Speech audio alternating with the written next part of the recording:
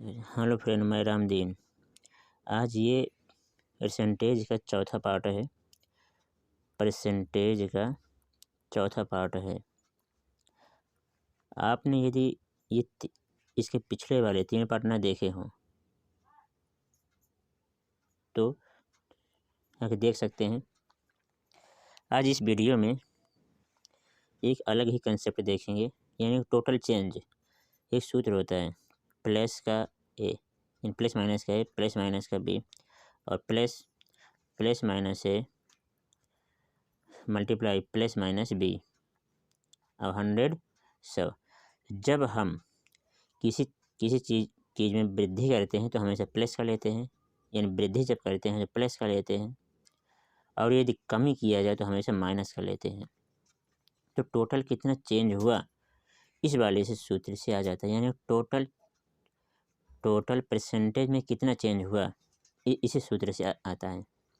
ठीक है, अब डायरेक्ट आ जाते हैं अपने सवालों में। पहला सवाल है, वृत्त की त्रिज्या में 50% की वृद्धि कर दिया जाए तो उसके क्षेत्रफल में कितने परसेंट की वृद्धि हो जाएगी। यानी वृद्धि जब करते हैं 50% की वृद्धि करते हैं तो ए का मान भी प्लस का होगा, बी का मान भी प्लस का होगा, और यहाँ पास भी रख दिया जाए 50 गुणे 50/100। ये दोनों जीरो कट गए, इन दोनों को ऐड किया तो ये हो गया 100 प्लस जो इन दोनों मल्टीप्लाई 25, तो इन दोनों को ऐड करें कितना हुआ 50%। यानी कि यदि वृत्त की त्रिज्या को वृद्धि कर दिया जाए कितने परसेंट 50% की, उसके क्षेत्रफल में जो परिवर्तन हो जाएगा 1 से 25% का परिवर्तन हो जाएगा। ठीक है, अगला सवाल है, वृत्त की त्रिज्या में 50% की वृद्धि कर दिया जाए उसके आयतन में। तो जब भी आयतन का मान निकालते हैं तो हमेशा 2 बार सूत्र लगाते हैं। ठीक है, हमेशा 2 बार सूत्र लगाते हैं। एक बार पहले सूत्र लगा दिया जाए 50 प्लस का 50 प्लस का 50 गुणे 50/100, तो टोटल कितना आएगा 125 ही आएगा। ठीक, अब 125 और फिर ये वाले 50 को फिर से ले लें, 50 फिर हो गया। अब इन दोनों का मल्टीप्लाई 50/100, 2 का 50 का भाग 100 में देंगे कितना आएगा 2, 2 का भाग इसमें करेंगे 6 दूना 12, 2 दूना 4, 2 1 5, और 25 1 से 25 और ये 50, ये हो जाएगा 75। इन दोनों को ऐड कर लेंगे, ऐड करेंगे 0.5 और 5 2 7 7 6 13, यहाँ से लेकर 223%। इतने की वृद्धि हो जाएगी उसके आयतन में। ठीक है, उसके आयतन में इतने परसेंट की वृद्धि, ये आंसर हो जाएगा। अगला सवाल, एक गोले की त्रिज्या दुगनी कर दिया जाए तो उसके आयतन में कितने परसेंट की कितना अंतर हो जाएगा। तो जब दुगुना का जिक्र होता है तो हमेशा किसके बराबर 100 के बराबर माना जाता है। ए का मान 100 और बी का मान भी यानी 100 ही रहेगा, प्लस 100 गुणे 100 करेंगे बटे में 100 करेंगे, 100 100 कट गए तो 100 ये हो गए, 100 ये हो गए, 100 ये हो गए, टोटल 300 हो गए। सबको ऐड करने के बाद यही हमारा 300% का परिवर्तन हो जाएगा, यानी वृद्धि हो जाएगी यदि गोले की त्रिज्या को दुगनी कर दिया जाए तो। अगला सवाल, यदि एक आयत की लंबाई तथा चौड़ाई में क्रमशः 20 30 40% की वृद्धि कर दिया जाए तो उसके आयतन में कितने परसेंट की वृद्धि हो जाएगी। 20%। पहला ए का मान 20% है, दूसरा बी का मान भी 40%, दोनों प्लस कर लेना क्योंकि दोनों की वृद्धि करना है, और ऊपर इन दोनों को मल्टीप्लाई कर देंगे बटे 100। इन दोनों ये कट गए, ये हो गया हमारा 60, अब इन दोनों का मल्टीप्लाई 4 दूनी 8, ये हो टोटल हमारा 68%। ये हो गया आंसर। अगला सवाल, एक आयत की लंबाई 37.5% बढ़ा दिया जाए और चौड़ाई 20% कम कर दिया जाए तो उसके क्षेत्रफल में कितना परसेंट का परिवर्तन हो जाएगा। ठीक है, 20 37.5 तो यानी कि 37.5 पर इसको लेना प्लस का, जो अगला वाला लेना है इसको क्या लेना माइनस का लेना है, माइनस का, और जब यहाँ पास मान रखेंगे तो यहाँ पास भी माइनस का ही आ जाएगा। 137.5 गुणे 20/100, इसका भाग इसमें करेंगे, ये हमारा आएगा 5। इसमें से इसको घटा देते हैं तो ये जब 20 घट जाएगा तो ये हमारा 17.5 आ जाएगा। अब माइनस का इसको देख लेते हैं। 5 का भाग इसमें दिया जाए, 7×5=35, 2.25 इतना आया। अब इन दोनों क्या कर दिया जाए, -17 में से 7 चला जाए, कितना आ जाए, 5 में से 5 गए 0.10 यानी 10%। ये हो गया हमारा आंसर। अगला सवाल, यदि किसी एक वर्ग की भुजा को 25% कम कर दिया जाए तो उसके विकर्ण तथा परिमाप में कितने % की वृद्धि होगी। इसमें एक भुजा को 25% कम किया गया है, बल्कि इसमें जो पूछ रहा है, क्या पूछ रहा है, विकर्ण और परिमाप में। विकर्ण और परिमाप का जब जिक्र होता है, विकर्ण और परिमाप तो ये भी भुजाएं ही तो हैं, ये भी भुजाएं हैं। भुजाएं कितना, तो इसमें सूत्र नहीं लगाएंगे। क्यों?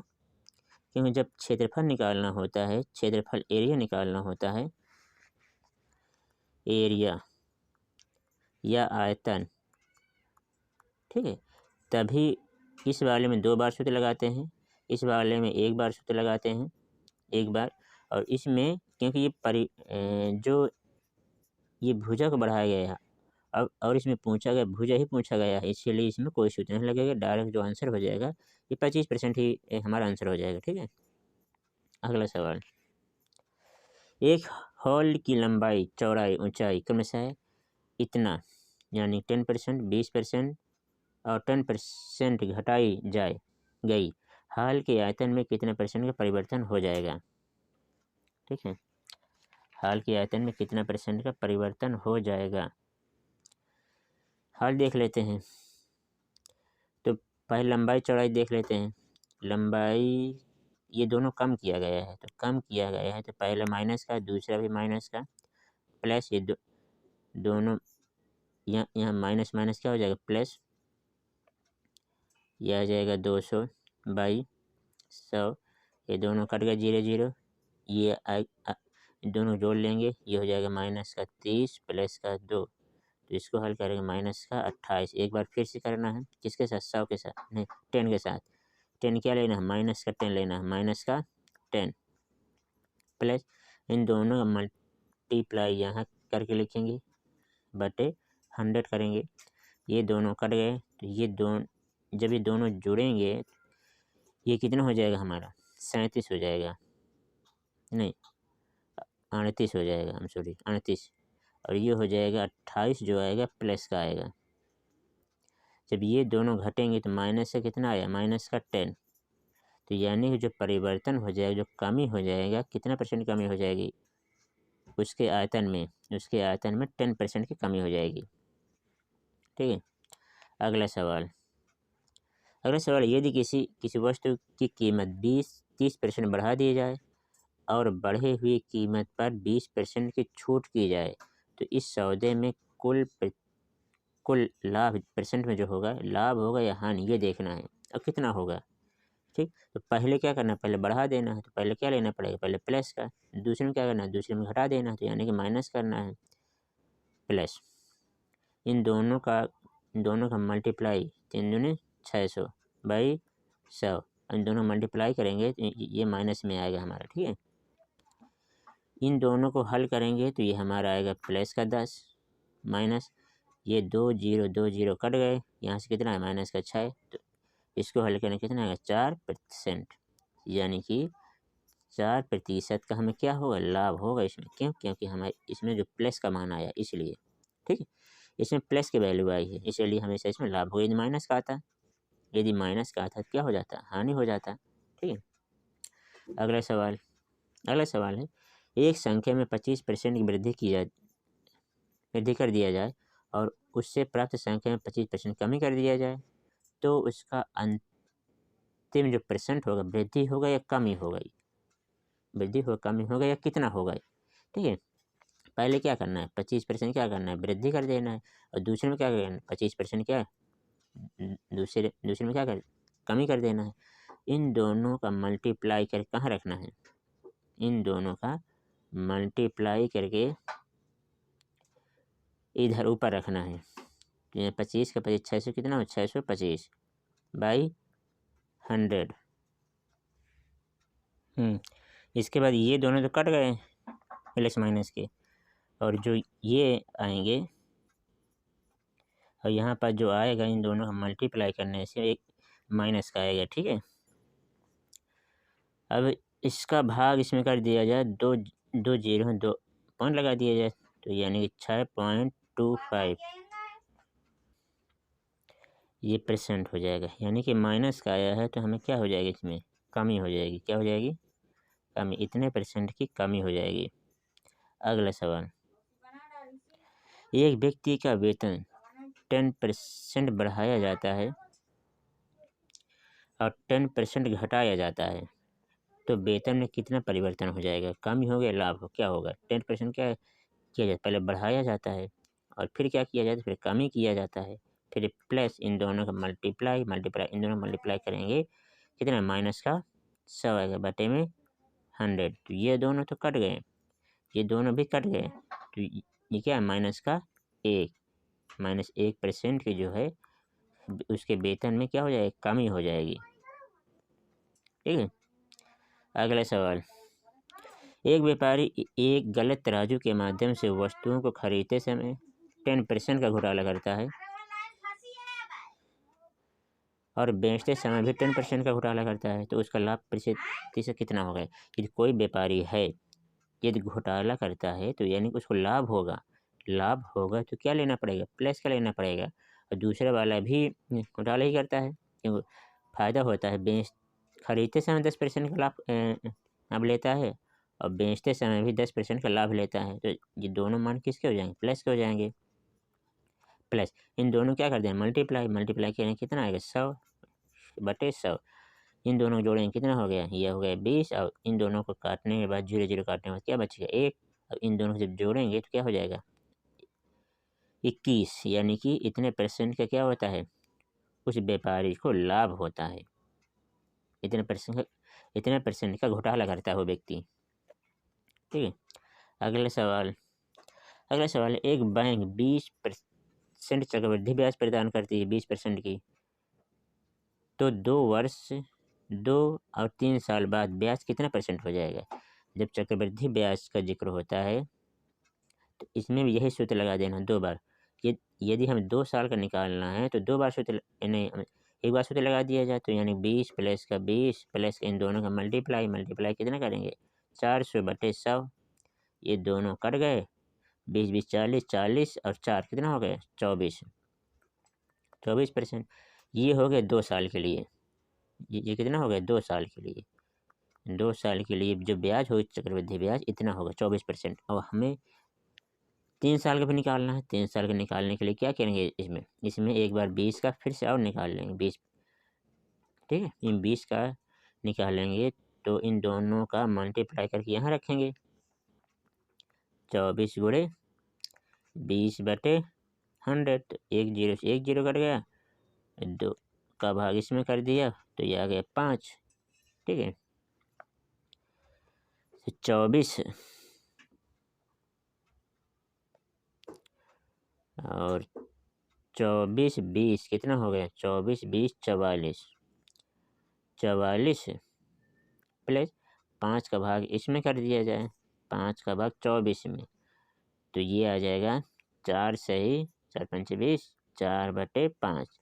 तो 4 ये कितना हो गया 48 सही 4 बटे 5%। इतना हो जाएगा हमारा 3 साल में, 3 साल का चक्रवृद्धि दर यानी रेट। ये हो गया 2 साल के लिए। अगला सवाल है 20 और 30 दो क्रमागत बट्टा के समतुल्य बट्टा, यानी कि उसको कितना छूट मिला।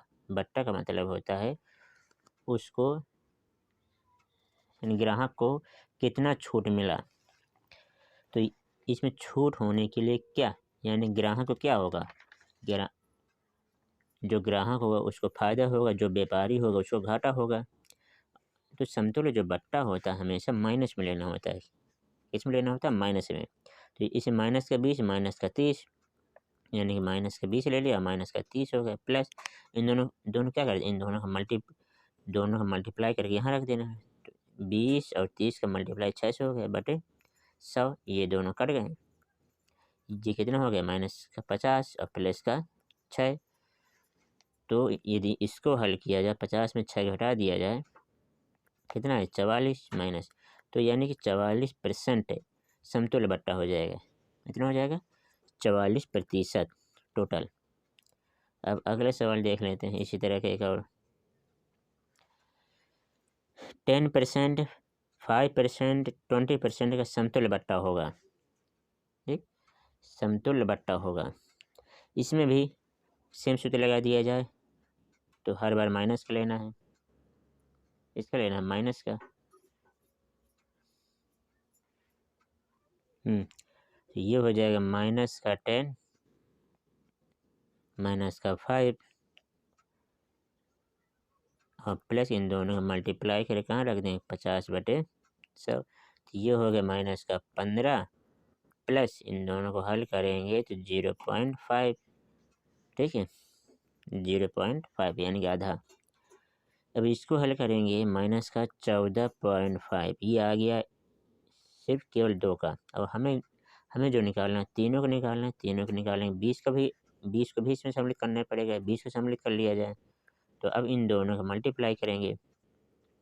जब मल्टीप्लाई करेंगे, 20 का मल्टीप्लाई इसमें करना है, तो 5 दूना 10, हासिल 1, 4 दूना 8, 8 1 9, 2 पूरे के बटे 100। ये 2 जीरो कट गए, ये दोनों क्या हो जाएंगे, जुड़ जाएंगे। जब जुड़ जाएंगे तो 20 और 14, 20 और 14 34, 34.5 माइनस का भी, और ये जो हो जाएगा 2.9। ठीक, प्लस का। अब इन दोनों को हल किया जाए तो हमारा आ जाएगा 15 में से 9 गए, 15 में से 9 गए 6, और 3 में से 2 गया 1 पॉइंट और 3, यानी कि इतना 31.6%। इसका जो समतुल्य बट्टा हो जाएगा इतना हो जाएगा। ये वीडियो यदि आपको अच्छा लगा हो तो प्लीज़ मेरे चैनल को सब्सक्राइब करें। Thank you.